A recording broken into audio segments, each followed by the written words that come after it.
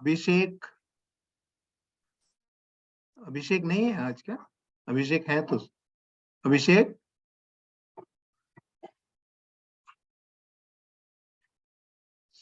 many participants.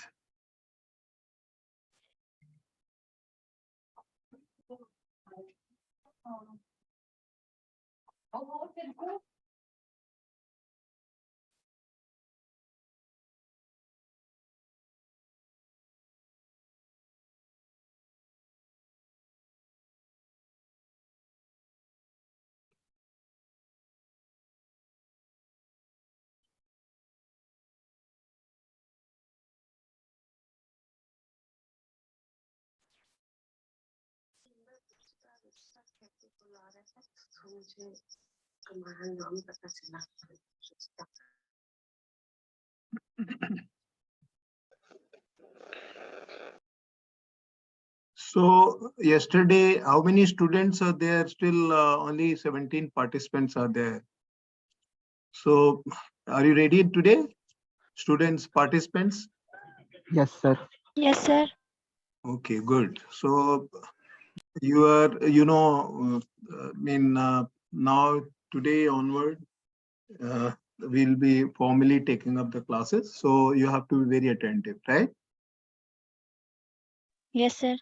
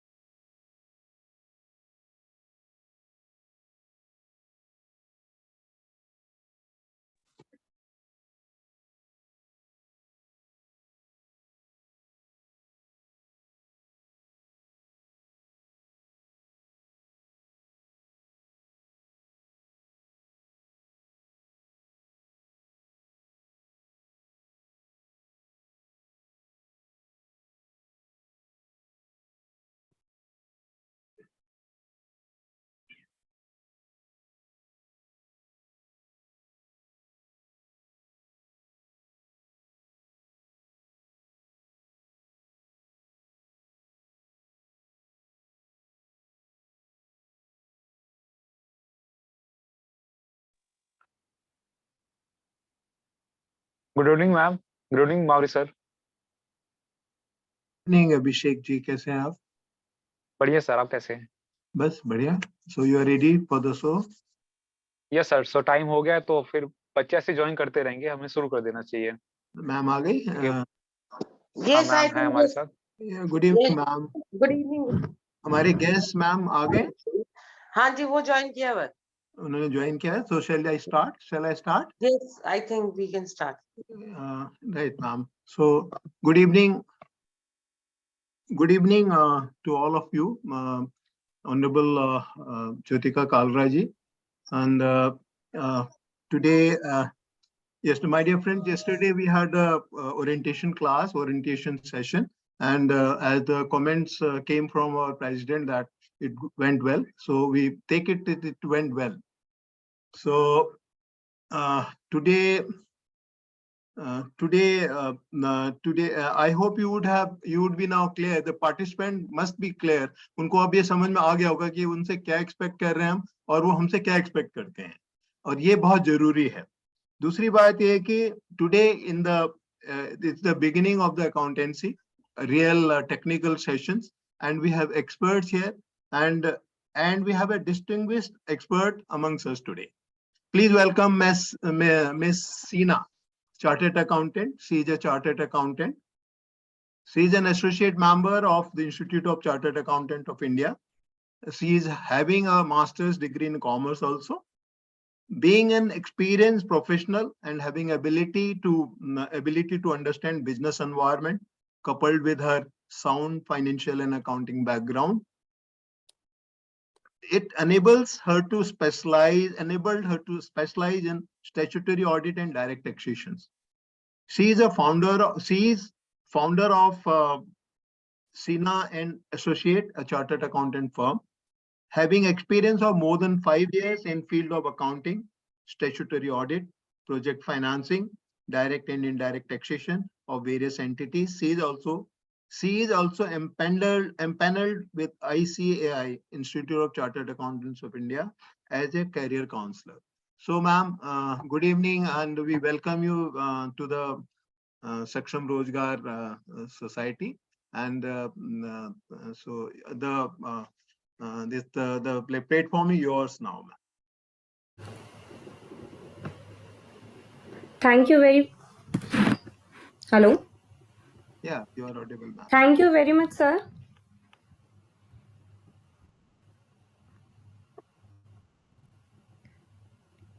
Hello, am I audible? Yeah.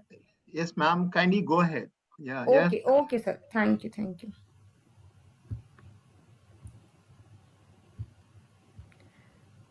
Sir, can you please enable my screen share? Yeah, I think you can share. Abhishek ji. No, this is disabled. Abhishek ji. I'm doing, sir. Yeah, please.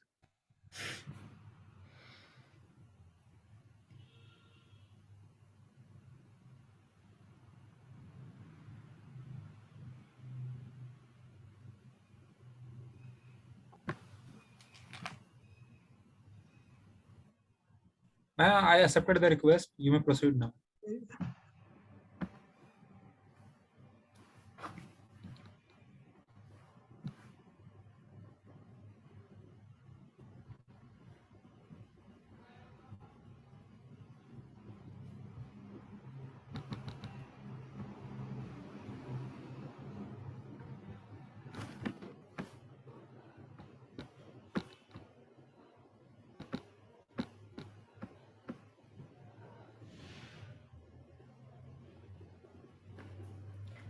So my screen is visible to everyone? Not yet, ma'am. Not yet, ma'am. No, ma'am. Redmi now. Redmi is coming. Not now, ma'am.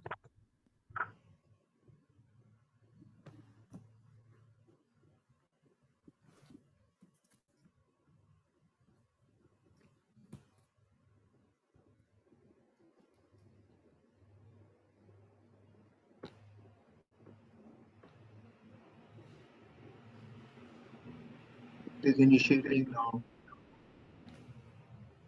Yeah, you can see I it. think this is visible now.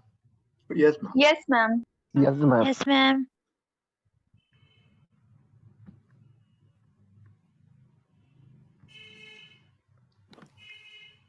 Okay. First of all, good evening to everyone. Good evening, ma'am. Good evening, ma'am. Good evening, ma'am. Myself, Good evening, CA ma'am. Good evening. Good evening, good evening, good evening. So myself, CA Sheena. So today's topic is related to accounting. So we will go through this PPT. I have 10 to 12 slides which we will discuss during this 1 hour session. So we will go slide by slide. So just a brief कि आज की session में हम क्या क्या topics cover करने वाले हैं, पहले हम उसका एक ब्रीफ ले लेते हैं. तो अकाउंटिंग से रिलेटेड क्या क्या चीजें आज डिस्कस होनी है, उसमें फर्स्ट जो आता है वो आएगा मीनिंग ऑफ अकाउंटिंग. नेक्स्ट हम डिस्कस करेंगे need and importance of accounting. Then we will go with technical definition of accounting. Next we will discuss aspects of accounting. What are various aspects of accounting. Next, the main objective of accounting we will discuss. Then we will discuss what are the qualifications which one requires to be an accountant.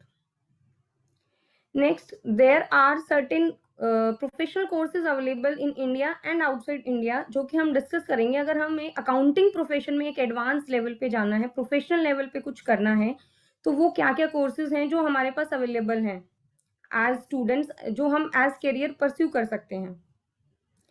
And next हम discuss करेंगे chartered accountancy एक ऐसा profession है accounting की line में जो India में widely known है. तो हम उसको थोड़ा सा डिटेल में डिस्कस करेंगे, how you can pursue this course.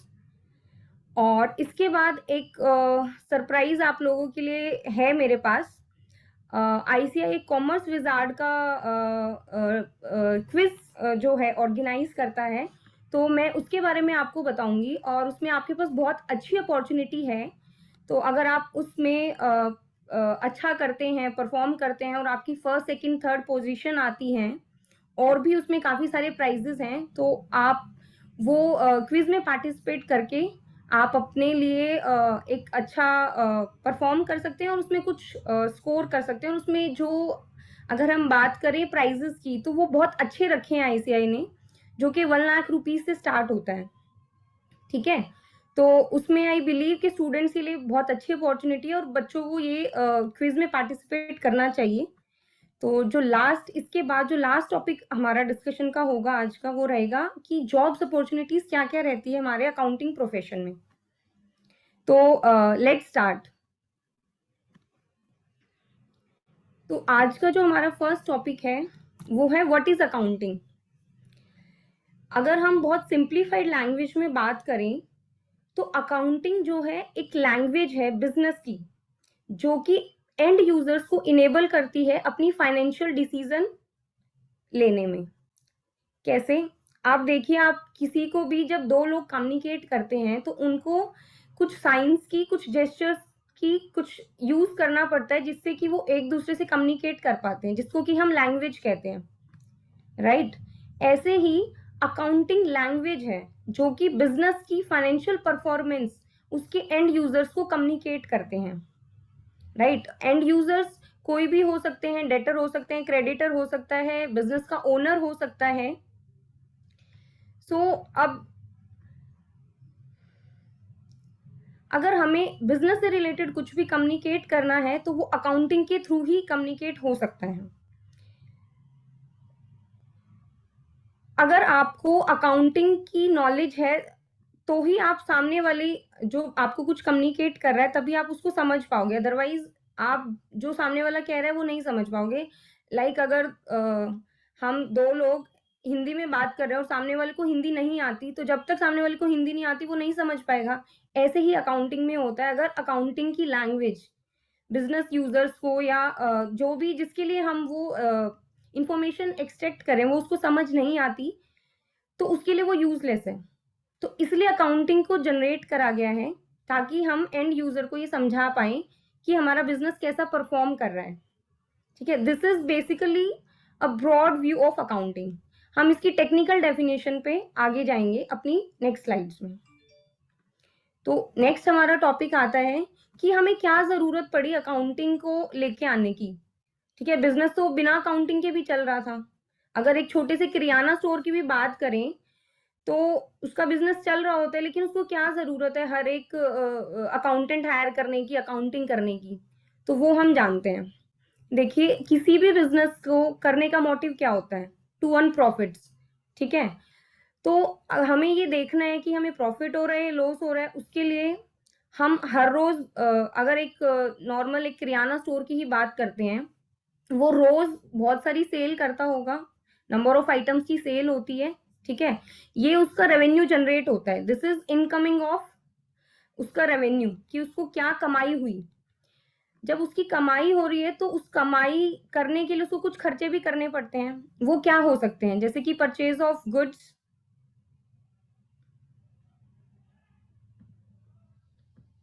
I think my screen is disabled.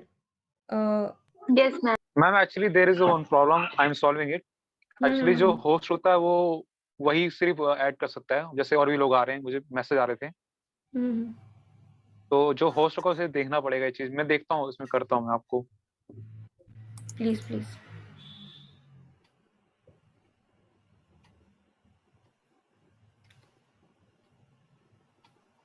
मैंने आपको दोबारा होस्ट बना दिया, आप कर सकते हो दोबारा।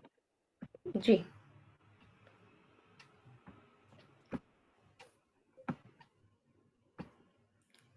अच्छा, तो हम डिस्कस कर रहे थे कि क्या क्या रेवेन्यूज के सोर्स होते हैं किसी भी बिजनेस के लिए। आई थिंक ये विजिबल है स्क्रीन सबको, स्टूडेंट्स?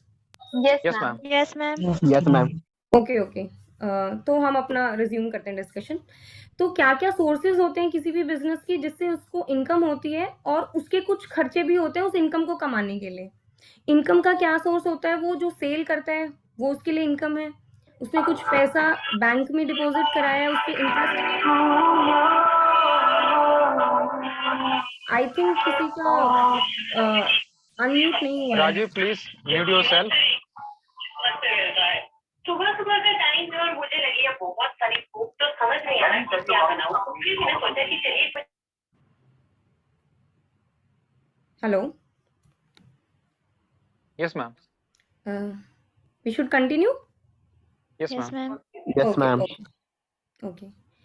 तो जब खर्चे की बात आती है तो जो वो गुड्स बेच रहा है वो उसको खरीदने भी पड़ते हैं, उसके लिए उसको पैसा खर्चना पड़ेगा, उसको अपनी दुकान का रेंट देना होगा, अपने वर्कर्स को सैलरी देनी पड़ती है, वहां का इलेक्ट्रिसिटी बिल हो गया, इंश्योरेंस एक्सपेंस हो गए, काफी सारे तरीके के उसको खर्चे करने पड़ते हैं, राइट? रविदास जी को बनाओ, हम जी के लाना का उनको बनाओ, लेकिन ऐसी जगह पे बनाओ।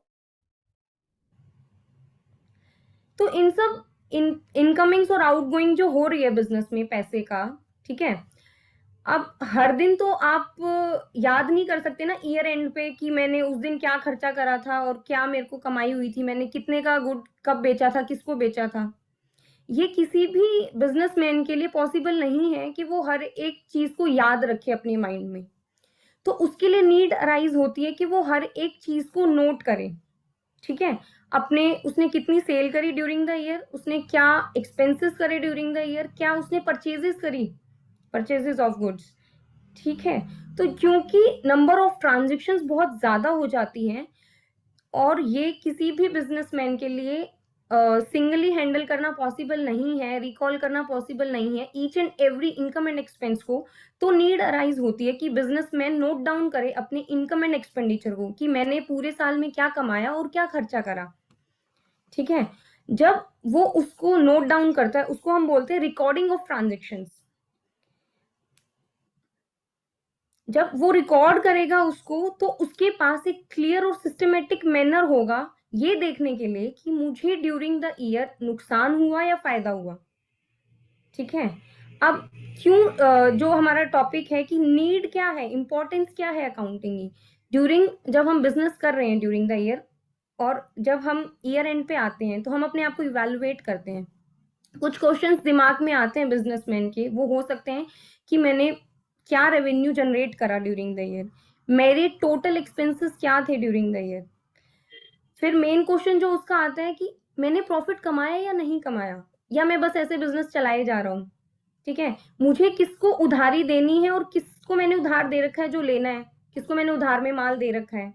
तो ये सारे कुछ क्वेश्चंस हैं जो नीड अराइज करते हैं कि हमें अपने बिजनेस की अकाउंटिंग करनी चाहिए, ठीक है।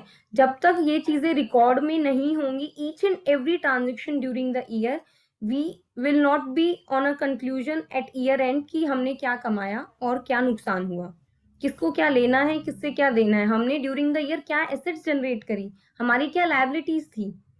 तो ये जरूरत यहाँ आन पड़ी कि हमें एक एक अपनी जो ट्रांजेक्शन है ईच एंड एवरी ट्रांजेक्शन को हमें नोट करना है ताकि हम ईयर एंड पे एनालिसिस कर पाए। तो इन सब मैथ्स को देखते हुए जो कि कोई भी रिकॉल नहीं कर पा रहा है, सारी चीजें नहीं कर पा रहा, हमें जरूरत पड़ी कि हम अकाउंटिंग लेके आए, इस लैंग्वेज को लेके आए जो कि हमें ईयर एंड पे सेटिस्फाई कर पाए हमारे जो भी क्वेश्चंस होते हैं। तो ये हमने ओवरव्यू दिया आपको कि क्यों जरूरत पड़ी मुझे अकाउंटिंग की, क्या नीड है अकाउंटिंग की। नेक्स्ट हम बात करेंगे आपसे कि टेक्निकल डेफिनेशन क्या होती है अकाउंटिंग की। तो अगर हम टेक्निकल डेफिनेशन की बात करें, accounting is art of recording, classifying and summarising. इसमें 3 मेन फैक्टर्स हैं अकाउंटिंग के। First is recording, next is classifying and third is summarising in a significant manner, इस तरीके से, and in terms of money. देखो अकाउंटिंग उसी चीज की हो सकती है जो इन टर्म्स ऑफ मनी हो। नॉन मनी ट्रांजेक्शन्स को हम अकाउंट फॉर कर ही नहीं सकते, रिकॉर्ड कर ही नहीं सकते, तब प्रॉफिट्स एंड लॉस तो फाइनेंशियल टर्म्स में ही निकलेगा ना। तो इसलिए यहाँ पे डेफिनेशन पे ध्यान दीजिए, accounting is art of recording, classifying and summarizing in a significant manner and in terms of money transactions and events which are in part at least of financial character. Financial character होना बहुत important है किसी भी transaction का record होने के लिए accounting में, ठीक है। एंड इंटरप्रेटिंग देयर ऑफ, पहले उसको हम रिकॉर्ड करेंगे, क्लासीफाई करेंगे, फिर समराइज करेंगे और फिर इन सब के समराइज्ड इंफॉर्मेशन को हम इंटरप्रेट करते हैं ताकि हम अपने एंड यूजर को बता सकें कि आपको प्रॉफिट हो रहा है, लॉस हो रहा है, आपके डेटर्स क्या है, आपके क्रेडिटर्स क्या है। तो यहाँ तक आई होप आप सबको समझ आ रहा है audience? Yes, ma'am. Yes, ma'am. Yes, ma'am.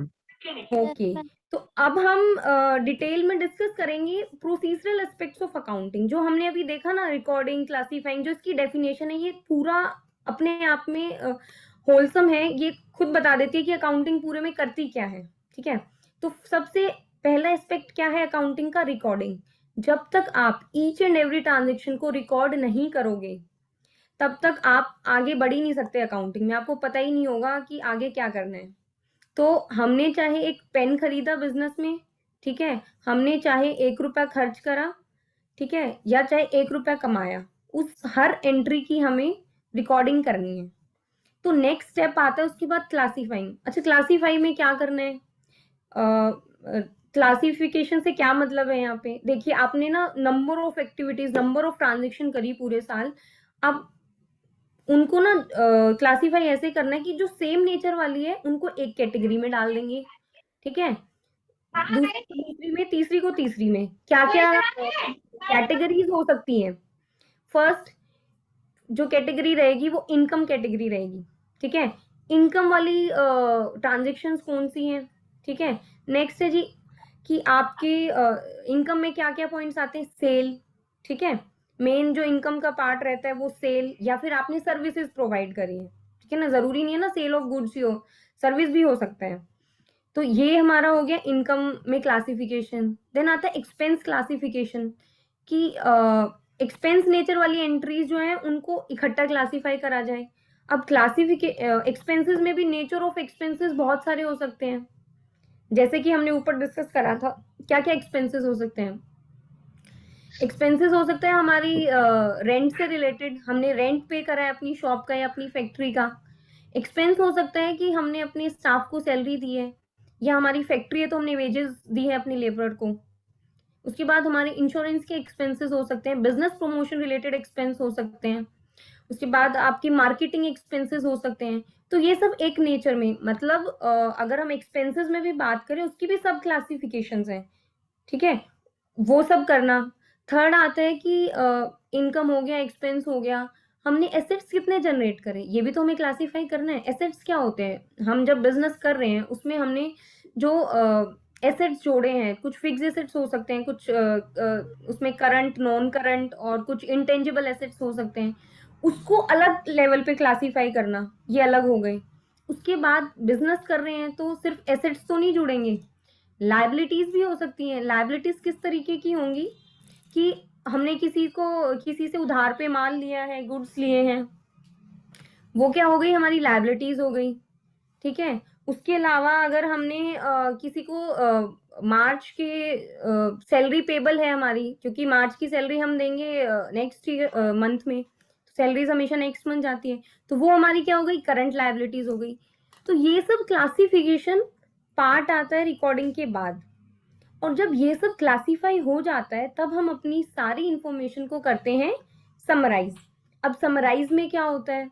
देखिए, सबसे पहला स्टेप जो समराइज का होता है वो होता है हम ट्रायल बैलेंस बनाते हैं, ठीक है, कि हमारे टोटल क्रेडिटर्स क्या हैं, ये हो गया समरी हो गई हमारे क्रेडिटर्स की, हमारे डेटर्स कितने हैं, हमारी कैपिटल कितनी है, और हमारी इनकम टोटल कितनी हुई, हमारे टोटल एक्सपेंसेस कितने हुए, ये हो गई समराइज करना। पहले हमने एक एक आइटम को क्लासीफाई करा, देन हमने उसको ग्रुपिंग कर दी, समराइज कर दिया, समरी में बांट दिया। अब जब ट्रायल बैलेंस बन गया, ट्रायल बैलेंस के बेसिस पे हम बनाते हैं प्रॉफिट एंड लॉस, ठीक है, प्रॉफिट एंड लॉस या फिर इनकम एंड एक्सपेंडिचर, डिपेंड्स कि वो नेचर ऑफ एंटिटी क्या है।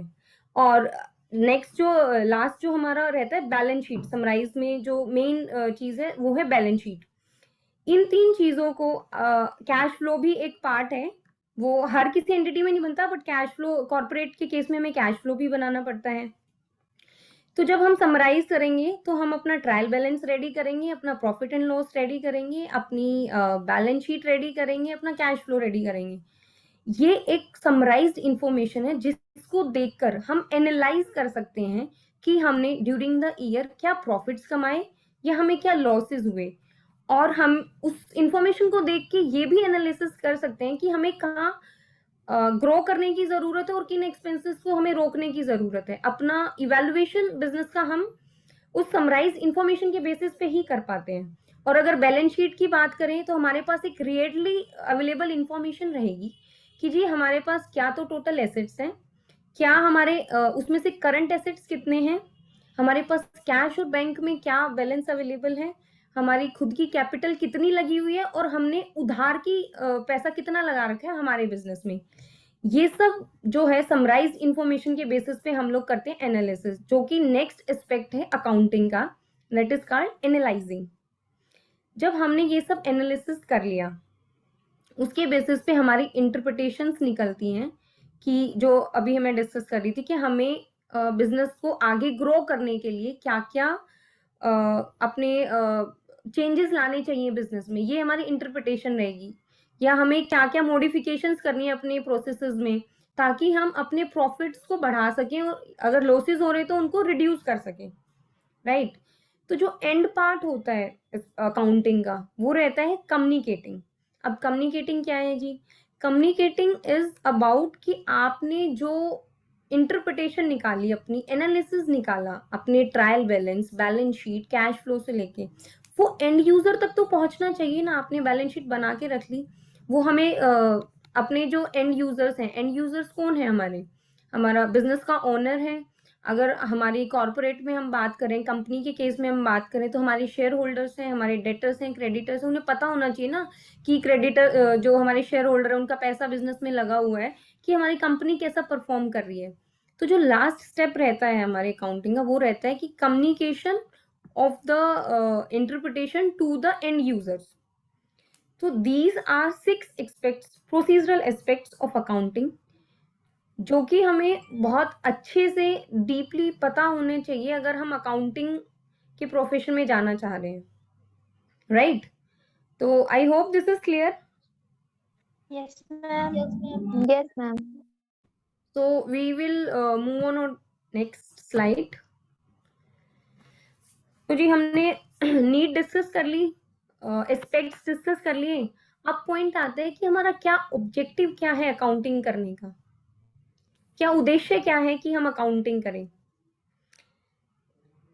तो सबसे मेन जो चीज है इसमें, हम चाहते हैं कि हमारे सिस्टमेटिक रिकॉर्ड्स बने रहें हमारे बिजनेस के। वो रिकॉर्ड्स किस फॉर्म में होते हैं? हम जनरल लेजर बनाते हैं, ट्रायल बैलेंसेस बनाते हैं। ये हमारे क्या है, एक सिस्टमेटिक रिकॉर्ड हो गया हमारी बिजनेस की ईच एंड एवरी ट्रांजेक्शन का। उसके बाद हमें हम पहले डिस्कस कर चुके हैं कि हर बिजनेस का ऑब्जेक्टिव क्या होता है, प्रॉफिट्स देखना, लॉसेस देखना। तो वही ऑब्जेक्टिव अकाउंटिंग का, अकाउंटिंग इसलिए तो कर रहे हैं हम। तो मेन ऑब्जेक्टिव में जो हमारा रहेगा वो रहेगा कि ऑपरेशनल प्रॉफिट्स वो कैसे पता चलते हैं। मैन्युफैक्चरिंग अकाउंट बनाएंगे हम, उसमें हमें पता होगा कि हमें क्या वो ग्रॉस प्रॉफिट हो रहे हैं। उसके बाद हम प्रॉफिट एंड लॉस बनाएंगे, उसमें हमें पता होगा हमें नेट प्रॉफिट क्या हो रहा है, राइट। तो नेक्स्ट जो हमारा इसके बाद जो ऑब्जेक्टिव आता है वो है, जो हमें फाइनेंशियल पोजीशन हमारी पता चलेगी वो तभी पता चलेगी जब हमने अकाउंटिंग प्रॉपरली करी है और हमारी बैलेंस शीट रेडी है, ठीक है। फाइनेंशियल पोजीशन में फिर से वही एस्पेक्ट आएंगे कि हमारा एसेट हम किस लेवल पे स्टैंड करें, हमारे पास कितने लाख के, कितने करोड़ के एसेट्स हैं, राइट। हमारे पास फिक्स एसेट्स में से फिक्स एसेट कितने हैं, करंट एसेट्स कितने हैं। उसके बाद अगर हम लायबिलिटी साइड में बात करें तो हमने उधार कितना ले रखा है, क्रेडिटर्स को कितना उधार देना है, हमारी स्टैट्यूटरी लायबिलिटीज क्या है। ये फाइनेंशियल पोजीशन कौन बताता है हमें? हमारी बैलेंस शीट। तो अकाउंटिंग हम क्यों कर रहे हैं? इस ऑब्जेक्टिव को फुलफिल करने के लिए कि मुझे एट द ईयर एंड मेरी फाइनेंशियल पोजीशन पता होनी चाहिए मेरे बिजनेस की।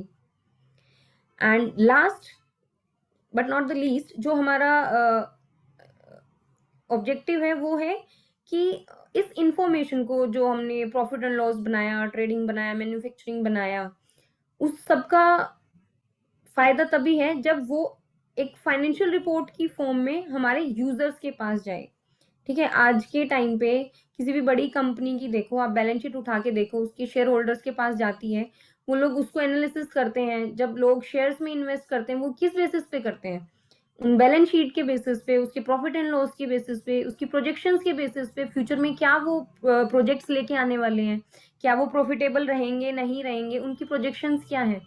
तो ये यूजर्स के लिए ये बहुत इंपॉर्टेंट है कि फाइनेंशियल रिपोर्ट हमारी हो उनके पास, और उसके बेसिस पे वो अपनी फाइनेंशियल डिसीजन ले पाए।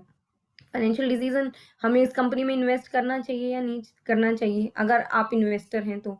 अगर बिजनेस ओनर है तो मुझे अपनी सेल कैसे बढ़ानी है, मुझे अपने एक्सपेंसेस कैसे कम करने हैं, मुझे अपने बिजनेस को डिफरेंट लेवल पे कैसे लेके जाना है, ठीक है, मेरी प्रोजेक्शंस क्या रहेंगी। तो ये सब ऑब्जेक्टिव हैं जिसके लिए हम अकाउंटिंग करते हैं, राइट। अब हमने अकाउंटिंग के बारे में सुन लिया, मैडम ने सब बता दिया, अकाउंटिंग ये होता है, अकाउंटिंग में ये बनाना है, ये बनाना है। बट मैडम एक बहुत इंपॉर्टेंट बात है, ये अकाउंटेंट बनते कैसे हैं, इसके लिए क्या क्वालिफिकेशंस होनी चाहिए हमारे पास कि हम अकाउंटेंट कहलाएं। मोस्ट इंपॉर्टेंट क्वेश्चन जो आप सबके माइंड में चल रहा होगा।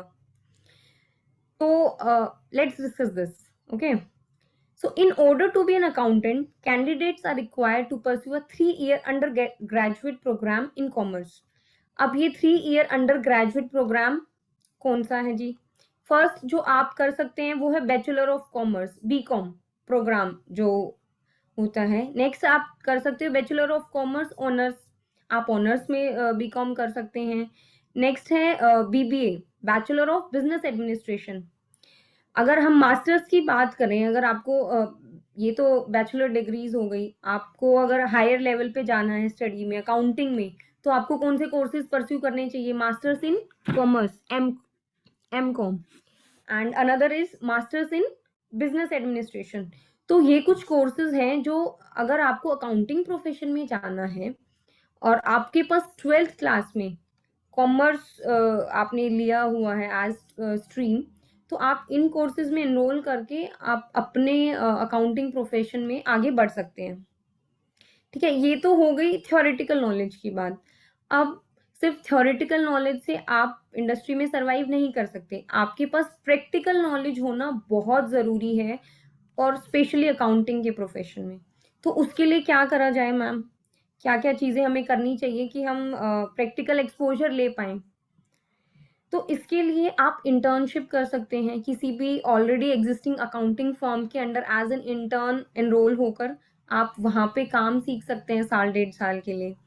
आप बहुत सारे वर्कशॉप्स ऑर्गेनाइज होते हैं आजकल, ऑनलाइन भी ऑफलाइन भी, वो वर्कशॉप्स अटेंड कर सकते हैं to get this practical exposure.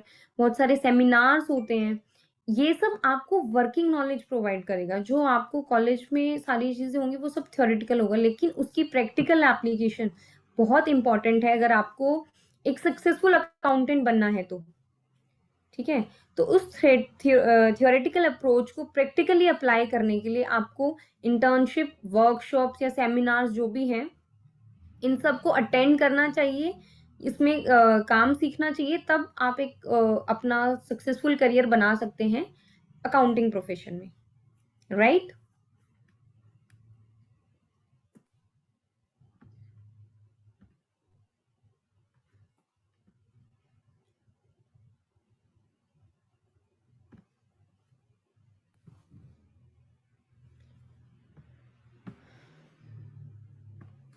अच्छा, अब हम डिस्कस करेंगे, ये तो हमने डिस्कस कर लिया जी कि अगर हम कॉलेज लेवल पे बात करें कि हमें क्या क्या डिग्री हम ले सकते हैं अकाउंटिंग के लिए, बीकॉम हो गया, एमकॉम हो गया। अब अगर इंडिया या आउटसाइड इंडिया की बात करें, हम काफ़ी सारे प्रोफेशनल कोर्सेज हैं जो अकाउंटिंग के लिए स्पेशली बने हैं। उसमें से हम कुछ अपने डिस्कस करेंगे क्या क्या प्रोफेशन है जो आप परस्यू कर सकते हो। First is chartered accountant. आप अगर इंडिया में देखेंगे तो सबसे वाइडली नोन जो प्रोफेशन है अकाउंटिंग में वो है चार्टर्ड अकाउंटेंसी। तो अगर आप एक एडवांस लेवल पे प्रोफेशन में जाना चाहते हैं तो आप चार्टर्ड अकाउंटेंट बन सकते हैं। नेक्स्ट आप हमारा एक प्रोफेशन आता है association of chartered certified accountants, आप ACCA बन सकते हैं। आप चार्टर्ड अकाउंटेंट अगर नहीं आप कोस्ट की फील्ड में अगर जाना चाहते हैं, chartered accountancy is more related to taxation and accounting, लेकिन नहीं आपको कोस्ट साइड जाना है, आपको ऑपरेशनल कोस्टिंग एंड उस लेवल पे आपको प्रोफेशनल डिग्री परस्यू करनी है, तो उसके लिए आप कोस्ट मैनेजमेंट अकाउंटेंट बन सकते हैं, जिसको कि हम वाइडली नोन कहते हैं CMA। और दो और प्रोफेशन है हमारे पास, certified public accountant and certified financial analyst. अब क्योंकि ये लिस्ट एंडलेस है, और भी बहुत सारे हैं, लेकिन हाँ हम हर एक प्रोफेशन को अभी डिस्कस नहीं कर सकते बीइंग कि हमारे पास टाइम लिमिटेशन है इस सेशन की। तो मैंने चार्टर्ड अकाउंटेंसी को लिया है, जिसको हम डिटेल में डिस्कस करेंगे कि आप कैसे उसको परस्यू कर सकते हो, क्या मिनिमम क्वालिफिकेशंस होती हैं, क्या क्राइटेरिया होता है, इसकी फीस वगैरह क्या रहती है। तो let's discuss this course. Okay, so देखिए चार्टर्ड अकाउंटेंसी कोर्स सबसे पहले आपको पता होना चाहिए कराता कौन है। Institute of chartered accountant of India, this is the institute जो हमें चार्टर्ड अकाउंटेंसी का कोर्स कराता है। और ये डिस्टेंस लर्निंग कोर्स है, इसमें कोई कॉलेज जैसा कुछ नहीं होता कि आपको हर रोज कॉलेज जाना है या ऐसा कुछ नहीं होता। ये 3 लेवल में डिवाइडेड है ये पूरा कोर्स।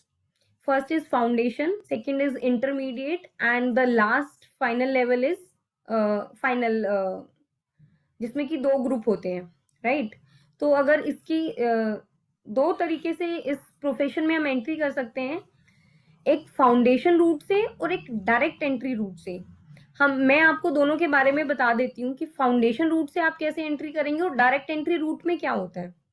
देखिए फाउंडेशन रूट के लिए आप एनरोल करा सकते हैं 12th के बाद, ठीक है। इसमें डेट्स हमारे पास होती हैं, अगर आप प्रोविजनली खुद को रजिस्टर करा सकते हैं बिफोर July 1 एंड Jan 1।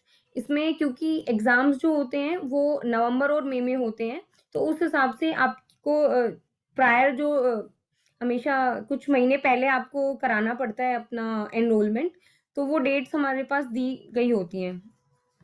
इसके लिए मिनिमम अगर आप फाउंडेशन रूट से जाना चाहते हैं तो you must clear your 12th exam, then only you can appear for foundation exams, right, जो कि नवंबर और मई में होते हैं। तो मिनिमम क्वालिफिकेशन फाउंडेशन रूट से अगर जा रहे हैं वो होगी 12th क्लास, ठीक है जी। उसके बाद अगर आप क्वालिफाई कर लेते हैं फाउंडेशन लेवल को, तो आपको जाना तो आपका नेक्स्ट लेवल में एनरोलमेंट हो जाता है, जो कि होता है इंटरमीडिएट। अब इंटरमीडिएट में एनरोल कराने से पहले एक मिनिमम क्वालिफिकेशन होती है कि आपको एक ऑनलाइन ट्रेनिंग, प्रैक्टिकल ट्रेनिंग होती है ITT से रिलेटेड 4 वीक्स का, जो कि आपको करना होता है मैंडेटरी इस इंटरमीडिएट कोर्स में जाने से पहले। अगर आप अपीयर होते हैं इंटरमीडिएट कोर्स में, राइट, आपने फाउंडेशन क्लियर कर लिया, इंटरमीडिएट में रजिस्टर कर लिया और अब आप अपीयर हो रहे हैं इंटरमीडिएट के एग्जाम्स के लिए। अच्छा, इंटरमीडिएट में हमेशा हमारे पास 2 ग्रुप होते हैं, फर्स्ट एंड सेकंड। तो इसमें आप अपीयर करते हैं, पास करते हैं ईदर और बोथ ग्रुप। मतलब अगर आपने चाहे एक भी ग्रुप क्लियर कर लिया तो आप इसकी 3 साल की प्रैक्टिकल ट्रेनिंग होती है CA फॉर्म्स के अंडर, तो आप उसके लिए एलिजिबल हो जाते हो खुद को रजिस्टर कराने के लिए। तो कंडीशन क्या है 3 साल की ट्रेनिंग के लिए रजिस्टर कराने के लिए? ईदर क्लियर 1 और बोथ। अगर एक भी हो जाता है तो आप रजिस्टर करवा सकते हैं और आप सेकेंड ग्रुप को साइमल्टेनियसली अपनी प्रैक्टिकल ट्रेनिंग के साथ क्लियर कर सकते हैं। जब आपकी सेकेंड ग्रुप क्लियर हो गया है, जिसका पहले हो गया वेल एंड गुड है, लेकिन अगर जिसका सेकेंड ग्रुप नहीं हुआ है वो 3 साल की ट्रेनिंग में अपना सेकेंड ग्रुप क्लियर करे और अपनी मिनिमम जो रिक्वायरमेंट है 3 साल की प्रैक्टिकल ट्रेनिंग उसको कंप्लीट करे, तो वो एलिजिबल होता है कि अपने फाइनल्स में अपीयर होने के लिए। एक मिनिमम एडिशनल रिक्वायरमेंट और है यहाँ पे कि आपने 3 साल का प्रैक्टिकल ट्रेनिंग तो कर लिया कंप्लीट, आपके बोथ ग्रुप्स भी क्लियर्ड है इंटरमीडिएट के। आपको एक 4 वीक्स का एडवांस आईटीटी का 100 आवर्स का एक प्रैक्टिकल ट्रेनिंग होती है, आपको वो अंडरगो करनी पड़ेगी। उसके बाद आप अपने क्वालिफाई हो जाते हैं सीए फाइनल्स में अपीयर होने के लिए।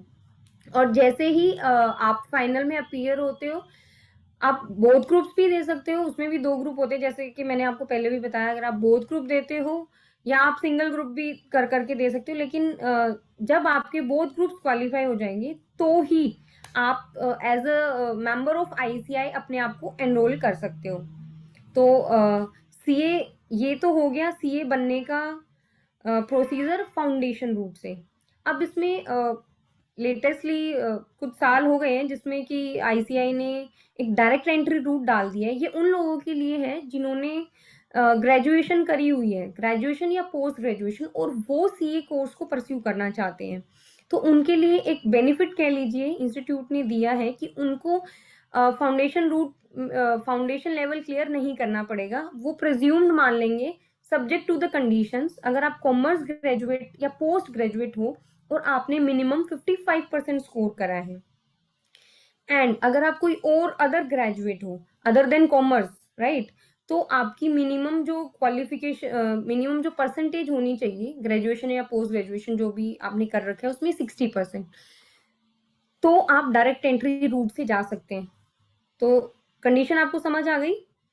कॉमर्स अगर ग्रेजुएट या पोस्ट ग्रेजुएट है तो 55%, अदर देन कॉमर्स ग्रेजुएट या पोस्ट ग्रेजुएट है तो 60%। तो आपके पास ऑप्शन है, आप सीधा इंटरमीडिएट लेवल पे अपीयर हो सकते हैं, सब्जेक्ट टू उसमें आपको वही कुछ आपकी प्रैक्टिकल ट्रेनिंग्स होती हैं वो पहले कंप्लीट करनी पड़ेंगी, उसके बाद आप अपने रजिस्टर करा सकते हैं इंटरमीडिएट कोर्स के लिए, ठीक है। और साथ ही साथ आप 3 साल का जो ट्रेनिंग प्रोग्राम था वो भी 3 साल का जो आपका आर्टिकलशिप जिसको हम बोलते हैं, जो कि दोनों में मैंडेटरी है, आप चाहे डायरेक्ट रूट से जाओ आप चाहे फाउंडेशन रूट से जाए, ठीक है, आप वो ज्वाइन कर सकते हैं। और वो ट्रेनिंग प्रैक्टिकल ट्रेनिंग, ठीक है, कंप्लीट होने के 9 महीने बाद, ठीक है, आप अपीयर हो सकते हो इंटरमीडिएट एग्जाम्स के लिए। तो आई होप ये पूरा प्रोसेस आपको क्लियर हो गया होगा कि सीए में आप एनरोल कैसे कर सकते हो दोनों रूट्स के through, right? Yes, ma'am. Yes, ma'am. Yes, ma'am. Yes.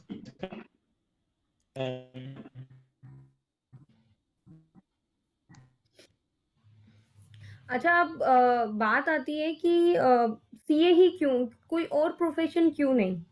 देखिए, सीए का मेन रीज़न अगर मैं बोलूँ एज अ प्रोफेशन लेने का जो है, ये कोर्स बहुत अफोर्डेबल है, ठीक है। मैंने यहाँ पे एक आपके आइडिया के लिए ये एक ओवरव्यू दिया है कि हमारी फीस वगैरह इंस्टीट्यूट की क्या रहती है आईसीआई की, फाउंडेशन लेवल पे, इंटरमीडिएट लेवल पे, फाइनल कोर्स पे। आप देख पा रहे होंगे स्क्रीन पे कि फाउंडेशन पे टोटल 9200 रुपीज फीस होती है, इंटरमीडिएट पे 18,000 होती है। Compare to other accounting professions उसमें थोड़ा सा ज़्यादा रहता है। ये इंस्टीट्यूट की फीस की बात कर रही हूँ मैं। तो यहाँ पे हमारी जो फीसेस हैं अगर मैं टोटल करूँ तो अराउंड 77,000 के रहती हैं फीस हमारी टोटल कोर्स की। तो दिस इज द रीजन कि लोग ये ज्यादा परस्यू करते हैं, अफोर्डेबल कोर्स है और बहुत रेप्यूटेड कोर्स है, ठीक है, वाइडली नोन है और बहुत रेप्यूटेड है। तो ये हमारी कुछ फीस का ग्लिम्स दे दिया मैंने आपकी, अगर आप इस कोर्स में एनरोल करते हैं तो आपको क्या क्या फीस वगैरह रहेंगी, ठीक है। इसके बाद हम बात करते हैं एक क्विज कंपटीशन की मैं बात कर रही थी आप लोगों से स्टार्टिंग में कि ये क्या होता है और आप लोग कैसे एनरोल कर सकते हैं। तो जो मिनिमम ये बेसिकली आईसीआई कंडक्ट करता है, इसका नाम है कॉमर्स विजार्ड। ये एक टैलेंट सर्च टेस्ट है, इसको कौन कौन परस्यू कर सकता है, कौन कौन अपने आप को एनरोल करा सकता है, 9th 10th 11th 12th and graduation वाले स्टूडेंट्स, आप सभी इस विजार्ड में पार्टिसिपेट कर सकते हैं।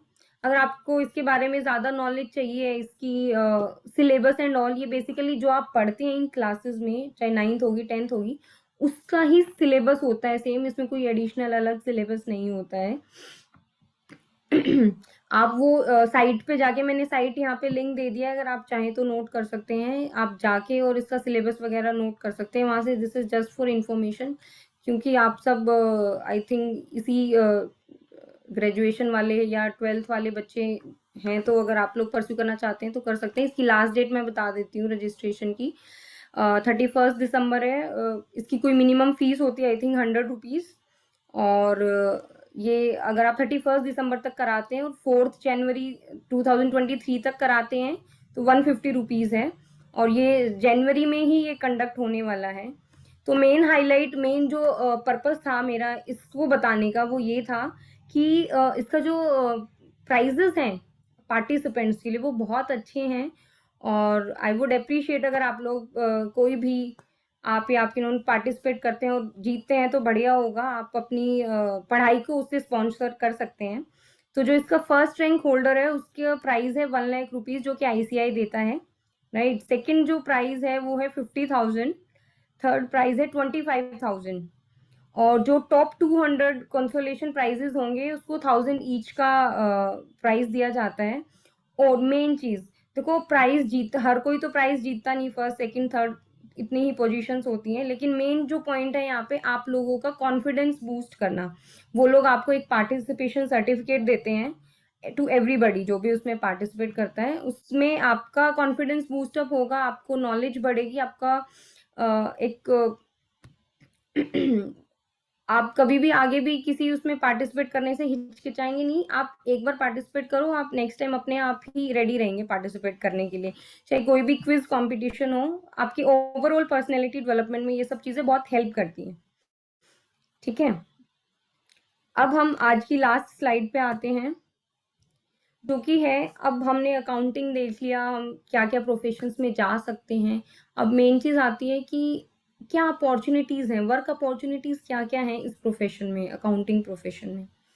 देखिए, एंडलेस अपॉर्चुनिटीज हैं। आई कैन गारंटी, अगर कोई अकाउंटिंग प्रोफेशन में जाता है ना, कि चाहे कैसी भी सिचुएशन हो वो बंदा कमा के खा लेगा, किसी भी वर्स्ट सिचुएशन में हो आप, हमेशा अकाउंटिंग एक ऐसा प्रोफेशन है आपको हमेशा ही कमा के देगा, ठीक है। अब उसमें क्या क्या वर्क अपॉर्चुनिटीज क्या क्या आती है, देखिए सबसे पहला, अगर आप एक अकाउंटिंग प्रोफेशनल है, सबसे बेस्ट और जो ऑप्शन है वो है सेल्फ एम्प्लॉयड। आपको किसी के अंडर काम करने की जरूरत नहीं है। अगर आपके पास डिग्री है, आप BCom कर रखी है, आपने MCom कर रखी है, whatever you had pursued for this profession, उसमें आप सेल्फ एम्प्लॉयड हो सकते हैं। आप अपना खुद का ऑफिस सेटअप कर सकते हैं, आप किसी के साथ पार्टनरशिप कर सकते हैं, ठीक है, और आप अपनी सर्विसेज दे सकते हैं मार्केट में। तो आपको अगर किसी के अंडर जॉब नहीं करनी तो सेल्फ एम्प्लॉयमेंट ये प्रोफेशन आपको देता है। आई थिंक ये ब्यूटी है अकाउंटिंग प्रोफेशन की, ठीक है, जो आपको सेल्फ एम्प्लॉयमेंट प्रोवाइड कर रहा है। उसके बाद ऑप्शन आता है प्राइवेट जॉब्स का। देखिए, इंडिया में जितने भी बिजनेसेस हैं, आउटसाइड इंडिया जितने भी बिजनेसेस हैं, हर बिजनेस को अपनी अकाउंटिंग करनी है, हर किसी को अपनी एनालिसिस करना है, तो हर किसी का इंटरनल डिपार्टमेंट, अकाउंट्स डिपार्टमेंट होता है। हर उनको प्रोफेशनल्स की, उनको मैन पावर की जरूरत है अपनी अकाउंटिंग के लिए। तो उसमें भी वैरायटी ऑफ प्रोफाइल्स होती हैं, पेरोल के लिए होते हैं accounts receivable, accounts payable, bank reconciliations, जो कि आप बहुत छोटी छोटी चीजें जो अकाउंटिंग में, जब आप आगे अकाउंटिंग को डीप में पढ़ेंगे, आज तो हमने सारा ओवरव्यू लिया है कि बैंक रिकंसिलेशन क्या होती, ये स्पेसिफिकली एक जॉब प्रोफाइल है बैंक रिकंसिलेशन, ठीक है, अगर प्राइवेट जॉब्स में आप लोग जाओगे तो बहुत स्कोप है आपके पास, एक लिमिटेशन कहीं पे भी नहीं है इस प्रोफेशन में, ठीक है। आप बजट्स में जाना चाहते हैं, ठीक है, तो हर बिजनेस का अपना इंटरनल अकाउंट्स डिपार्टमेंट बना हुआ है, वहां पे मैन पावर की रिक्वायरमेंट है, तो आपके पास जॉब अपॉर्चुनिटीज एंडलेस है। उसके बाद आता है कि हमारे पास पब्लिक अकाउंटिंग। देखिए, आप सबने नाम सुना होगा पब्लिक अकाउंटिंग फर्म्स का, EY, डिलॉयट, KPMG, BKD, और बड़ी बड़ी जो टॉप 20s और बिग 4s जो हैं, ये सब क्या है, पब्लिक अकाउंटिंग फॉर्म्स हैं। ये जो हमारे बिजनेसेस हैं इंडिया या आउटसाइड इंडिया, ये हर जगह आउटसाइड इंडिया भी सर्विसेज देते हैं, ये उनको सर्विसेज देते हैं। ये लोग हायर करते हैं मैन पावर, जो कि एज एम्प्लॉय जिनको ये हायर करते हैं। तो अगर आपको पब्लिक अकाउंटिंग फर्म्स में काम करना है आज के टाइम पे, EY, डिलोइट, KPMG, PwC में काम करना लोगों के लिए एक प्राइड वाली बात होती है कि हाँ, हम लोग बिग 4 फर्म्स में काम कर रहे हैं। तो अगर आपको पब्लिक अकाउंटिंग फर्म्स के साथ जाना है तो you have a great exposure यहाँ पे, अगर आप अकाउंटिंग प्रोफेशन में जाते हैं। ठीक है, आप इनको ज्वाइन कर सकते हैं, और यहाँ जो एक्सपोजर मिलता है वो एडवांस लेवल की सर्विसेज का मिलता है। ठीक है, ग्रैंड थॉर्टन हो गई आपकी, BDO सेडमैन हो गई, BKD हो गई, और भी बहुत सारी हैं टॉप 20 में जो आती हैं। तो इन सब के साथ जुड़ के आप एक एडवांस लेवल की accounting, taxation matters, consultancy matters, ये सब सीख सकते हैं, और अपने जो सेल्फ एक इवैल्यूएशन या अपने प्रोफेशन को और थोड़ा सा एनहांस कर सकते हैं लाइफ में, इन अगर फर्म्स के साथ आप काम करते हैं। नेक्स्ट है गवर्नमेंट सेक्टर। गवर्नमेंट सेक्टर सबका फेवरेट रहता है अगर एम्प्लॉयमेंट की बात करें तो, कि सबको गवर्नमेंट सेक्टर में काम करना है। इंडिया में अगर स्पेशली माना जाए तो गवर्नमेंट सेक्टर को पब्लिक सेक्टर से प्राइवेट सेक्टर से थोड़ा बेटर माना जाता है। तो ऐसा नहीं है, अगर आप अकाउंटिंग प्रोफेशन में जाते हैं तो सिर्फ आपके पास प्राइवेट जॉब्स की अपॉर्चुनिटीज हैं, गवर्नमेंट सेक्टर में भी बहुत अपॉर्चुनिटीज हैं। ठीक है, आप अगर ये आपके कुछ डिपार्टमेंट, इंडियन रेवेन्यू सर्विसेज हो गया, ठीक है, और आपका ये कंट्रोलर ऑडिटर जनरल वाला डिपार्टमेंट हो गया, डिपार्टमेंट ऑफ डिफेंस हो गया, सिक्योरिटीज एक्सचेंज कमीशन हो गया, हर डिपार्टमेंट में अकाउंटिंग से रिलेटेड, टैक्सेशन से रिलेटेड प्रोफाइल्स निकलती हैं, वैकेंसीज निकलती हैं। आप गवर्नमेंट सेक्टर में भी अपना अच्छा फ्यूचर बना सकते हैं अकाउंटिंग प्रोफेशन के साथ। ठीक है, और लास्टली अगर मैं बात करूं तो हम अगर बात करें एजुकेशन सेक्टर में क्या फ्यूचर है अकाउंटिंग प्रोफेशन का, तो आप मानिए या ना मानिए, एजुकेशन सेक्टर में बेस्ट प्रोफेशनल्स की रिक्वायरमेंट हमेशा रही है, और हमेशा कमी ही रही है अच्छे प्रोफेशनल्स की, जो कि आगे एजुकेट कर सकें। आप अपना खुद का इंस्टीट्यूट, कोचिंग इंस्टीट्यूट खोल सकते हैं, आप ट्यूशंस दे सकते हैं एजुकेशन सेक्टर में, आप एज अ प्रोफेसर आपने परस्यू कर सकते हैं प्रोफेशन को, अकाउंटिंग प्रोफेशन को, अगर एजुकेशन सेक्टर में कहीं। तो बहुत वाइड रेंज ऑफ अपॉर्चुनिटी है एजुकेशन सेक्टर में फॉर अकाउंटिंग प्रोफेशनल्स। ईजिली अच्छे अकाउंटिंग प्रोफेशनल्स नहीं मिलते हैं आज के टाइम पे, मानिए शॉर्टेज है अकाउंटिंग फैकल्टी की, अच्छी अकाउंटिंग फैकल्टी की। तो अगर आप एजुकेशन सेक्टर में अपना फ्यूचर बनाना चाहते हैं इस प्रोफेशन में, तो you have immense opportunities there, right. तो ये आज का हमारा डिस्कशन, लास्ट स्लाइड थी डिस्कशन की। अगर आपके कुछ डाउट्स हैं आप ले सकते हैं, मुझे चैट रूम में कमेंट कर सकते हैं, हैंड रेज कर सकते हैं।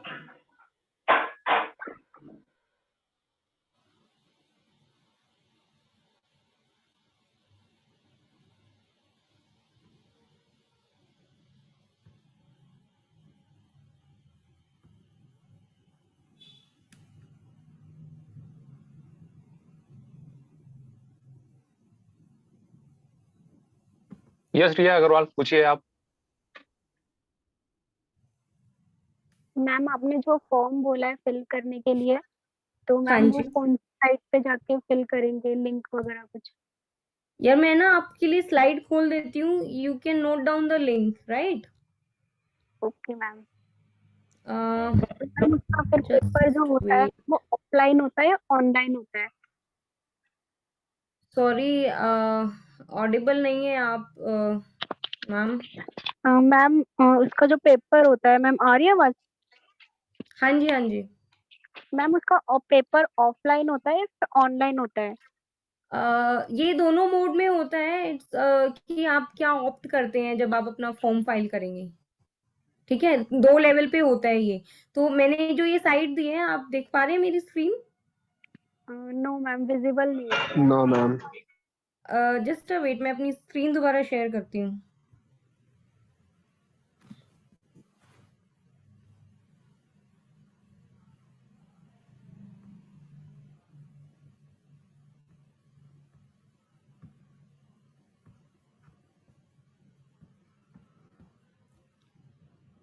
आई थिंक अभी आप लोग देख पा रहे होंगे। Yes ma'am.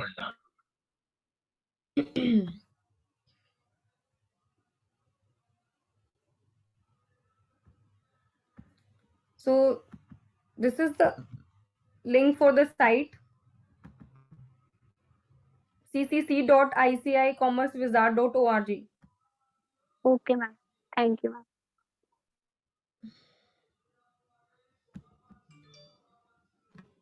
Anybody else have any doubt? Please feel free to discuss. Ma'am, I am audible ma'am? Yes. Ma'am, मैं Yes, ये yes. जानना चाह रही थी कि किस टाइप के क्वेश्चंस आते हैं उस क्विज में?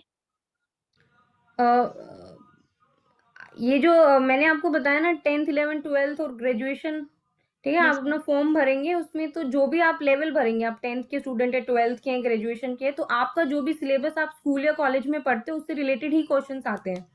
मैम, एक क्वेश्चन ये था कि मेरा 11th में कॉमर्स लिया था, बट स्टिल ग्रेजुएशन में मैंने आर्ट्स लिया था, तो मैं किस टाइप से, मतलब इस फॉर्म को फिल करते टाइम मैं क्या उसमें भरूं, उस चीज से नहीं, तो रिलेटेड आप क्वेश्चन जो था। करंट जिस लेवल पे हो ना, अभी आप यस मैम, ग्रेजुएट हो ना? यस मैम, ग्रेजुएट हूँ। हाँ, तो आप जो जिस लेवल से आप ग्रेजुएट हो आप वही फिल करोगे, उसी हिसाब के उसमें इसमें कुछ अकाउंटिंग से रिलेटेड वैसे आता नहीं है। अगर आप कॉमर्स ग्रेजुएट है तो अकाउंटिंग से रिलेटेड आएगा, ठीक है। अगर आप Okay. आर्ट्स ग्रेजुएट है तो आर्ट्स वाले सिलेबस से रिलेटेड आएगा। ओके मैम, हाँ, thank you. Okay. Anyone else? All the girls have some questions. What about boys?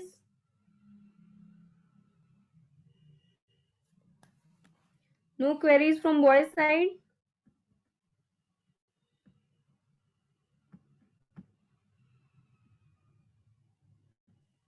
Ma'am, मुझे एक और क्वेश्चन पूछना है। यस मैम, यस बताइए। मैम, आपने जो गवर्नमेंट जॉब बताई है, 2 जॉब तो आपने बताई थी, तो मैम हम इसकी कैसे प्रिपरेशन कर सकते हैं कि मतलब हमारी भी वहाँ जॉब लगे? सॉरी, आपकी आवाज कट गई, कैन यू जस्ट रिपीट?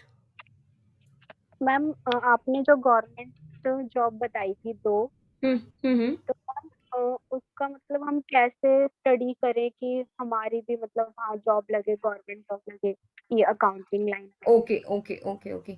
देखिए, ये सब इनके लिए ना कॉम्पिटिटिव एग्जाम्स होते हैं, ठीक है। अगर जैसे IRS डिपार्टमेंट की बात करें, SSC हो गया, UPSC हो गया, इन सब के लिए कॉम्पिटिटिव एग्जाम्स होते हैं, तो आपको उन एग्जाम्स में अपीयर होना पड़ता है। उनका जो मिनिमम क्राइटेरिया होता है वो आपको पासिंग जो क्राइटेरियाज होते हैं, ठीक है, वो मीटअप करने होते हैं। इंटरव्यू होता है वहाँ पे, स्पेसिफिकली इंटरव्यू लेवल भी रहता है। वो सब जब आप क्लियर कर लेंगे तो आप गवर्नमेंट सेक्टर में प्लेसमेंट पा सकते हैं। और ये जो मैंने जॉब्स बताई हैं, सॉरी अगर मैंने उस टाइम मेंशन नहीं करा, this is not the end, this is just a list, ठीक है। ये एक्सक्लूसिव नहीं है, ये तो जस्ट मैंने कुछ एग्जांपल्स दिए हैं। आपके पास वाइड रेंज ऑफ वेराइटीज हैं। अगर मैंने 2-3 डिपार्टमेंट मेंशन करे तो ऐसा नहीं है 2-3 डिपार्टमेंट में ही अकाउंटिंग प्रोफेशन से रिलेटेड वैकेंसी होती है। गवर्नमेंट के हर डिपार्टमेंट में अकाउंट्स, यार अकाउंट्स तो गवर्नमेंट डिपार्टमेंट को भी मेंटेन करने होते हैं ना, ठीक है। अगर मैं किसी गवर्नमेंट कंपनी की बात करूं, वहां पे भी अकाउंट्स की वैकेंसी होगी, ठीक है। किसी भी गवर्नमेंट कंपनी को आप उठा लो। तो this is just an illustration to you guys कि आपके पास ऑप्शन है, लेकिन ये लिस्ट एंड नहीं है यहीं पे मेरी PPT के जो मैंने मेंशन कर दिया। इसके अलावा बहुत वेराइटीज हैं। अगर आप बहुत सारी कंपनीज में वैकेंसीज हैं, अगर आप एक्सप्लोर करोगे तो आप मानिए हर एक डिपार्टमेंट में, हर एक कंपनी में जो गवर्नमेंट सेक्टर में है, अकाउंट्स की प्रोफाइल होती ही होती है। Okay ma'am, thank you. हाँ जी। Again a girl not a boy. Sir ऐसा है क्या बॉयज ने मैम ज्वाइन नहीं शिवम करा? ने क्वेश्चन पूछा है, वो हाँ चैट जी, बॉक्स में पढ़ देता हूँ। हाँ उसने लिखा जी। कि 1 ईयर के अप्रेंटिस करने के बाद आगे क्या अपॉर्चुनिटी मिलेगा? 1 ईयर की अप्रेंटिस के बाद आगे क्या अपॉर्चुनिटी मिलेगा मैम? Okay okay. देखिए अगर आप अपनी ट्रेनिंग वगैरह जो पूरा कर लेते हैं 1 साल में, मैं मानती हूँ 1 साल में आप सब कुछ तो नहीं लेकिन बहुत कुछ सीख जाते हो। देखिए अकाउंटिंग एक बहुत वाइड प्रोफेशन है, ठीक है? तो इसमें आपको 1 साल नहीं 1.5 या 2 साल आपको लगाना चाहिए सीखने के लिए। उसके बाद आपकी अपॉर्चुनिटीज बहुत खुल जाती हैं। सबसे पहला प्राइवेट सेक्टर में एंडलेस अपॉर्चुनिटीज है। आप किसी भी सीए फर्म के साथ, आप किसी भी अकाउंटिंग फर्म के साथ, आप किसी भी एमएनसी के साथ, आप एमएनसीज में भी जॉब ले सकते हैं अगर आपको प्रैक्टिकल नॉलेज अच्छी है। तो training knowledge sorry practical knowledge अगर आपको हो गई है, तो जितने भी मैंने अभी आपको सेक्टर्स डिस्कस करे जॉब अपॉर्चुनिटीज वाले, वहां हर जगह आपके लिए अपॉर्चुनिटी है। तो बट मैंडेटरी क्या है, सिर्फ थ्योरेटिकल नॉलेज नहीं, कुछ प्रैक्टिकल एक्सपोजर आपको हो। अच्छा, ऐसा नहीं है कि थ्योरेटिकल नॉलेज की बेसिस पे आपको जॉब नहीं मिलेंगी, जॉब मिल जाएंगे, but what I am saying is कि जब आपको प्रैक्टिकल एक्सपोजर भी हो जाएगा, आप एक अच्छी सैलरी भी डिमांड कर सकते हो सामने, ठीक है? तो मेन ऑब्जेक्टिव भी ये है कि आपकी जो लेवल होगा वो अलग होगा प्रैक्टिकल एक्सपोजर के बाद। और आप जितनी भी मैंने अपॉर्चुनिटीज डिस्कस करी, इन सब में आपके लिए स्कोप है, आप प्रैक्टिकल ट्रेनिंग के बाद भी।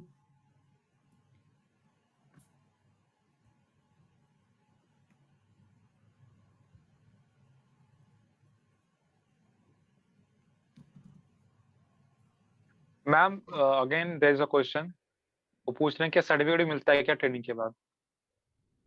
ये आप 1 साल की कौन सी अप्रेंटिस की बात कर रहे हो शिवम? क्योंकि अगर मैं अंडर सीए, ये देखिए डिपेंड करता है कि आपकी हर सीए फर्म देती है या नहीं देती है। अगर आप किसी सीए के अंडर करते हो, ये आई होप आप चार्टर्ड अकाउंटेंसी प्रोफेशन से रिलेटेड बात ना कर रहे हो, आप जनरल ट्रेनिंग की बात कर रहे हो सीए के अंडर। तो आप अपनी सीए फर्म से डिमांड कर सकते हैं, वो आपको सर्टिफिकेट भी देंगी कि you had gone through the training. But ये एज सच कहीं मैंडेटरी नहीं है, बट अगर आपको अपने जॉब प्रोफाइल में कहीं दिखाना है तो आप बिल्कुल डिमांड कर सकते हैं और आपको मिल जाता है। हाँ, जनरल में अगर बात कर रहे हैं तो यू कैन डिमांड दिस, और कोई भी जिसके अंडर भी आप ट्रेनिंग लेते हैं वो आपको देते हैं सर्टिफिकेट।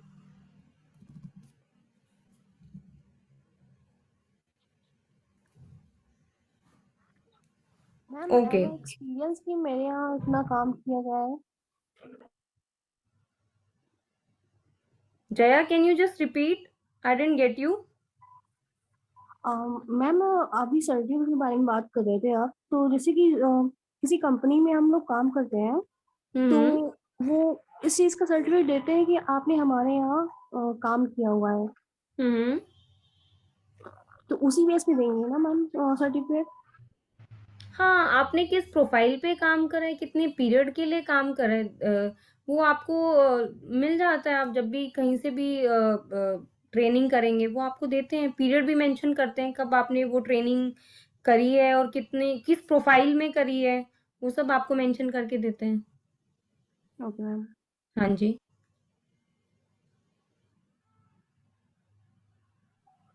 मैम जैसे कि अभी आपने कुछ वहाँ पे जॉब शो किए थे हमें, तो मुझे ये जानना है कि वो जो जॉब है वो केवल कॉमर्स बैकग्राउंड वाले स्टूडेंट कर सकते हैं या नॉन कॉमर्स बैकग्राउंड भी वो अचीव कर सकते हैं? कौन सी जॉब जो आप वर्क अपॉर्चुनिटीज जहां हमने डिस्कस करी थी? Yes ma'am. ये अकाउंटिंग प्रोफेशनल कोई भी हो, देखिए अगर आप नॉन कॉमर्स भी है, ठीक है, लेकिन आपने ट्रेनिंग कर ली है कॉमर्स में, आपने टैली वगैरह सीख लिया है, अपनी सारी जो भी इसकी मिनिमम रिक्वायरमेंट आपने ट्रेनिंग कर ली है, 1-2 साल आपने किसी अकाउंटिंग फर्म के साथ ट्रेनिंग कर ली है, तो आप ले सकते हैं अपॉर्चुनिटीज, प्राइवेट सेक्टर में ले सकते हैं, सब्जेक्ट टू कि जिस कंपनी में या जिस भी सेक्टर में आप अप्रोच कर रहे हो उनकी मिनिमम रिक्वायरमेंट डिफरेंट ना हो। अगर वो लोग आपने कॉमर्स से ग्रेजुएट नहीं है, वो अगर एक्सेप्ट करते हैं नॉन कॉमर्स को, तो सब्जेक्ट टू कि उनकी टर्म्स एंड कंडीशंस क्या है जहां आप जॉब के लिए अप्लाई कर रहे हो। अगर वो सिर्फ प्रैक्टिकल ट्रेनिंग के बेस पे दे सकते हैं तो, क्योंकि कुछ छोटी फर्म्स, अगर हम बात करें स्मॉल फर्म्स जो होती हैं, वो लोग दे देती हैं। अगर हम एमएनसी लेवल पे बात करें, वहां जो मिनिमम रिक्वायरमेंट रहती है वो क्वालिफिकेशन रहती है कि आप बीकॉम होने चाहिए, आप एमकॉम होने चाहिए एंड ऑल, ठीक है। हाँ, तो डिपेंड अपॉन कि आप कहाँ अप्लाई कर रहे हैं, whether they are ready to accept it और नॉट, कि आप की क्वालिफिकेशन क्या है, मिनिमम जो वो मांग रहे हैं वो आप मीटअप करते हैं या नहीं करते हैं। Okay ma'am, thank you.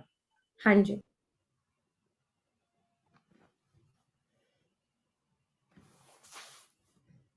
Anybody else?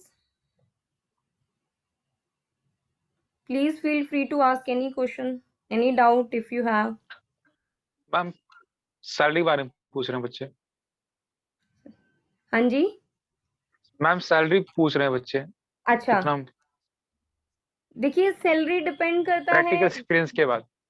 Practical experience के बाद। फिर मैं यहाँ पे बहुत ब्रीफिंग तो नहीं कर पाऊंगी, बट मैं एक आपको आइडिया दे देती हूँ। डिपेंड करता है कि आप जॉब के लिए कहाँ अप्लाई कर रहे हो, ठीक है। अगर आप बड़ी फर्म्स के साथ एसोसिएट करते हो, कि आज के टाइम पे एक अकाउंटिंग प्रोफेशनल की अगर हम बात करें, जो कि एक सीए, मैं सीए के स्पेसिफिकली बात नहीं कर रही, मैं सिर्फ एक अकाउंटिंग प्रोफेशनल की बात कर रही हूँ। तो एक अकाउंटेंट आज के टाइम पे एनुअली 9 से 10 लाख भी कमा रहा है, और एक अकाउंटेंट 5 से 6 लाख भी कमा रहा है, ठीक है। तो ऑन एन एवरेज अगर हम बात करें एक अकाउंटिंग प्रोफेशनल अच्छे एक्सपीरियंस के साथ, ठीक है, बढ़िया एक्सपीरियंस के साथ ऑन एन एवरेज बात करें तो वो आई थिंक 4 से 5 लाख एनुअली कमा सकता है। डिपेंड्स कि उसकी नॉलेज कैसी है।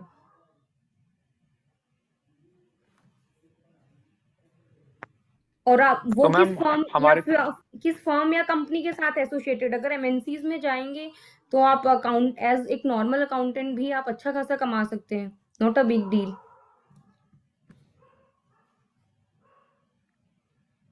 आप कुछ कह रहे थे? मैम 10 बज गए हैं तो हम मीटिंग और कर लेते हैं अब। श्योर, और नो इश्यूज। और कोई क्वेश्चन भी नहीं है बच्चों के यहाँ तक? मैम एक लास्ट क्वेश्चन मेरा। जी जी जी जया, हाँ जी बताइए।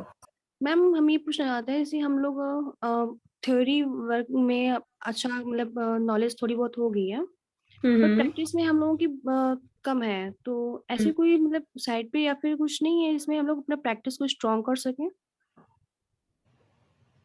साइट आप पूछ रहे हैं? Yes ma'am. देखिए अब आप नॉलेज किस लेवल पे मुझसे बात कर रहे हैं, कि स्पेसिफिकली किसी सॉफ्टवेयर से रिलेटेड या ओवरऑल अकाउंटेंसी की नॉलेज से रिलेटेड? ओवरऑल पूरी मैम, ओवरऑल। तो देखिए इसमें आप अगर जिसको सीखना है ना, सीखने की चाहे वो कहीं से भी सीख लेगा। आप कोई भी छोटा सा बिजनेस आपके आसपास कोई दिखता है, आपके घर में कोई बिजनेस करता है, आप उसकी profit and loss balance sheet बना दीजिए, ठीक है। आपके घर में हर देखो, चाहे बिजनेस छोटा हो या बड़ा हो, doesn't matter. What matters is आपने जो स्टेप सीखे अकाउंटिंग के, आप उसकी इंफॉर्मेशन को समराइज कर पाए, क्लासीफाई कर पाए, ठीक है। सबसे बहुत बेसिक सा एग्जांपल दे रही हूँ। अगर आपके घर में भी कोई छोटा सा किसी की दुकान ही है समझ लीजिए, आप उसकी बैलेंस शीट बनाइए। ये प्रैक्टिकल एक्सपोजर में बता रही हूँ, क्योंकि जब हम लोग ऑफिस में बैठते हैं, हम लोग क्या करते हैं, हम भी तो किसी बिजनेस की ही बैलेंस शीट या प्रॉफिट एंड लॉस बना रहे हैं ना। तो आप अपने घर से सीखिए। अगर आपके पास नहीं अपॉर्चुनिटी है अभी बाहर जाके सीखने की, तो आप अपने घर पे बैलेंस शीट बनाइए, अपने आप को इवेलुएट करिए, अपने जो आपके बेसिक्स हैं उनको स्ट्रॉन्ग कीजिए। साइट्स वगैरह एज सच कुछ नहीं है, मतलब मेरी नॉलेज में, कि जहां आप अपनी practical knowledge as such enhance कर पाए। मैं मानती हूँ कि आप अपने एनवायरनमेंट से ही सीख सकते हैं। अकाउंटिंग एक ऐसी चीज है, आप कोई भी छोटी सी चीज पकड़ लीजिए आपके आसपास, आप अपने घर का हिसाब ही ले लीजिए, उसको ही आप अकाउंट फॉर कर लीजिए, क्या आया क्या गया, ठीक है। वो भी आपको सिखा देगा कुछ ना कुछ, अगर प्रैक्टिकल ट्रेनिंग की बात करें। डिपेंड्स कि आप सीखना चाह रहे हैं। और ओवरऑल अगर आप फिर बहुत प्रोफेशनल लेवल पे जाना चाहते हैं, तो आप किसी भी अकाउंटिंग फर्म या सीए फर्म को ज्वाइन कर लीजिए, जहां आपके बेसिक्स और भी स्ट्रांग हो जाएंगे और आपको अपॉर्चुनिटी मिलेगी प्रैक्टिकली उस काम को करने की। Ma'am thank you ma'am. Okay thank you ma'am for your holistic introduction and काफी आपने डायनेमिक तरीके से इंट्रोड्यूस किया अकाउंटिंग को और उसके प्रैक्टिकल एस्पेक्ट को भी बताया। और जी इसी साथ आगे मैं चाहूंगा कि हमारी प्रेसिडेंट मीटिंग को आगे संबोधित करें। कंक्लूड करें। जी ma'am. Yeah. So thank you, Abhishek, and thank you, Seena, for having presented a wonderful session. I'll just take 2 minutes for the students.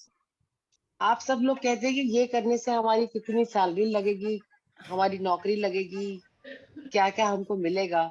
उससे पहले तुम्हें ये सीखना है, जैसे सीना ने बताया अभी, कि अपने घर का अकाउंट्स अगर आप करते हो, अकाउंटेंसी कोई ऐसी चीज नहीं है कि जैसे डॉक्टरी की पढ़ाई है, इंजीनियरिंग की पढ़ाई है, एक कॉमन सेंस की पढ़ाई है कि आपकी इनकम कितनी है, आपका खर्चा कितना हुआ।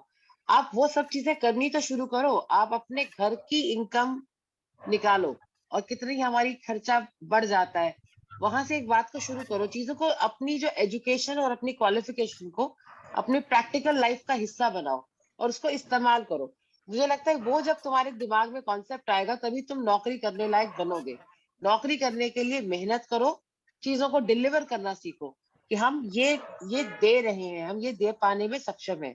कोई भी बैठे बिठाए आपको कहो कि ये नौकरी इतने की मिलेगी, कितनी सैलरी मिलेगी, वर्क एक्सपीरियंस जरूर है, पर वर्क एक्सपीरियंस का सर्टिफिकेट नहीं भी होगा तो कोई फर्क नहीं पड़ेगा। आपसे कोई पूछेगा कि ये तुमको मैंने खाते दिए, इसका खाते देख के मुझे बताओ कि इसमें प्रॉफिट कितना निकलता है, या इसकी बैलेंस शीट मैच करके बताओ।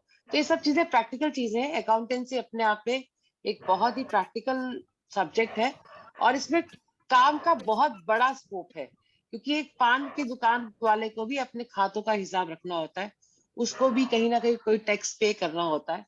तो वहां से लेकर एक बड़े से बड़ा जो मल्टी बिलियनर है, ये सबसे रईस आदमी है, उसको भी अपने खाते मेंटेन करने हैं और अपने टैक्स का हिसाब सरकार को देना है। तो इसलिए एक अच्छा स्कोप है, पर इसमें आपको लगातार मेहनत करनी है, इसमें लगातार अपने आप को इम्प्रूव करना है और हर चीज को आप आज से ही अकाउंटेंसी के नजरिए से देखना शुरू करो। देखो कि क्या कमाई हुई, क्या खर्चा हुआ, क्या मुनाफा हुआ, और अपने खर्चों को हम कैसे कम कर सकते हैं, अपनी कमाई को कैसे बढ़ा सकते हैं। I think with that I conclude. Yes, over to you अभिषेक।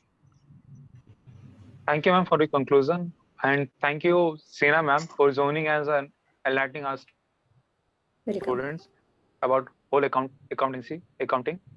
और अब मैं इसके साथ रिक्वेस्ट करूंगा बच्चों को अटेंडेंस के लिए कि वो अपने नाम और अपने नंबर के लास्ट के 3 डिजिट लिख दें, ताकि अगर कोई नाम सेम हो उसमें प्रॉब्लम ना हो। आगे मैं अटेंडेंस के लिए नया कोई अल्टरनेटिव देखूंगा, पर अभी के लिए आप अपने नाम और अपने नंबर के 3 डिजिट चैट बॉक्स में डाल सकते हैं। इसी के साथ हम हाँ इसी के साथ हम क्लास एंड करते हैं। Thank you for all of you joining the class. Good night.